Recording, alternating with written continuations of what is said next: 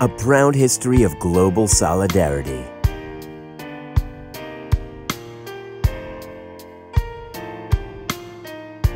In conjunction with the Socialist International Congress, members of the Metalworkers Union met in a small Zurich hotel. Discussions laid the foundations for international collaboration and the provision of mutual support between all metalworkers unions.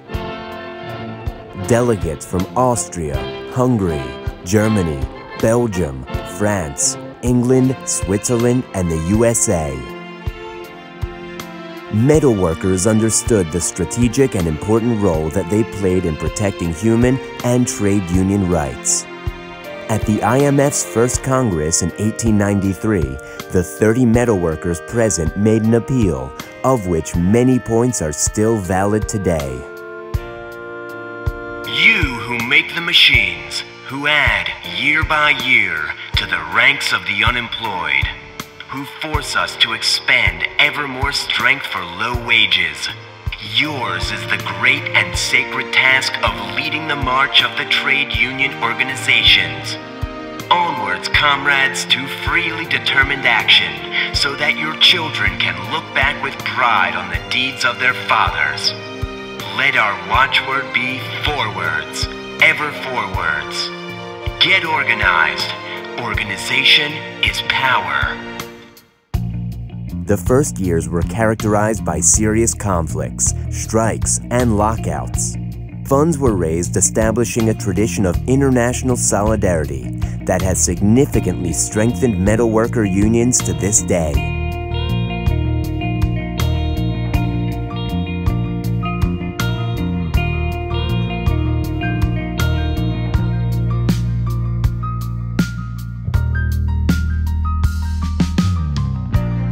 A sign of the times were the difficulties faced and the struggles waged by metalworkers in all European countries, West and East, North and South, in opposing the forces of political reaction and the growing arbitrariness of the employers.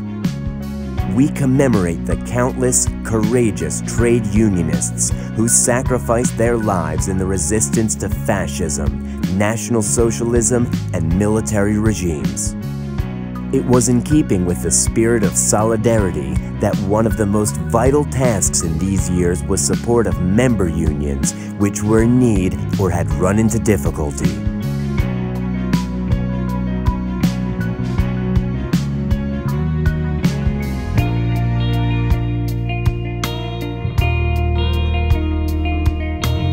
We must endeavor, even more than we did in the past, to coordinate our work at an international level, especially as regards the reduction of working hours, the harmonization of social services, help to underdeveloped countries, general observance of equal pay for equal work, increased international solidarity, and reciprocal assistance.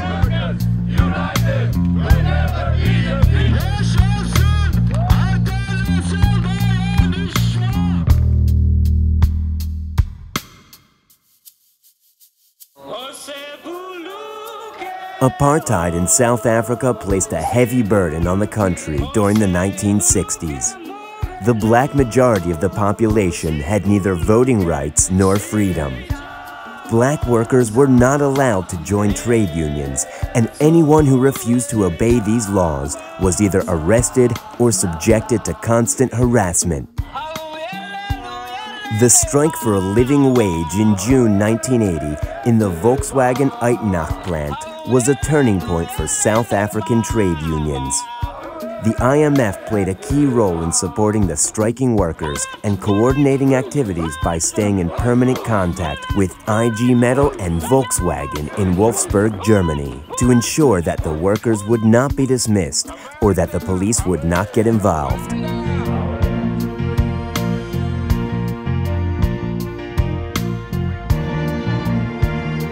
In 1966, a World Auto Conference was held in Detroit, and the first IMF World Auto Councils were established.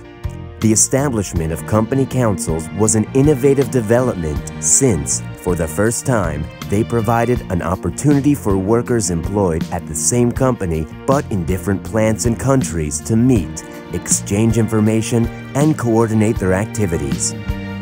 Metalworkers were the first to adapt their organizational structure to corporate globalization. In 1973, the IMF proposed the inclusion of a social clause in the General Agreement on Tariffs and Trade, with the support of the Swedish government. The fight for the incorporation of core labor standards in all trade and investment agreements has been high on the IMF agenda since then.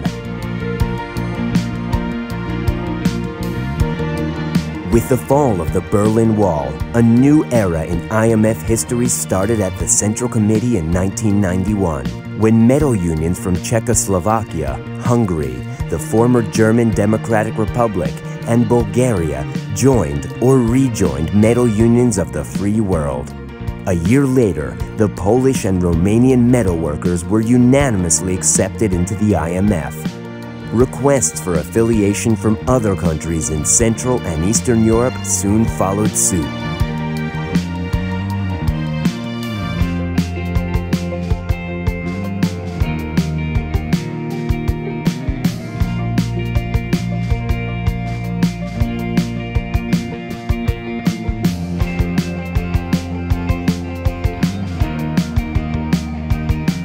The IMF has been at the forefront of the fight at the United Nations, the ILO, the OECD, and other bodies, and has pressed for mechanisms to control corporate power.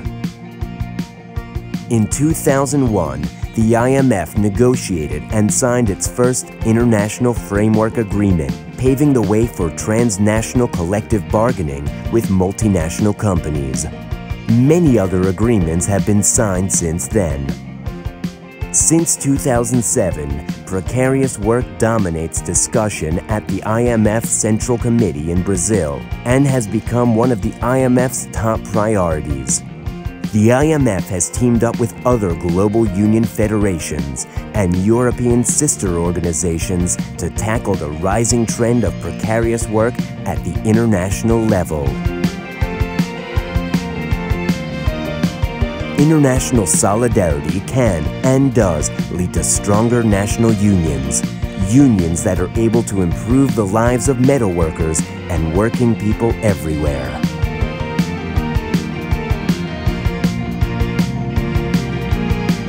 A proud history of global solidarity. The fight continues.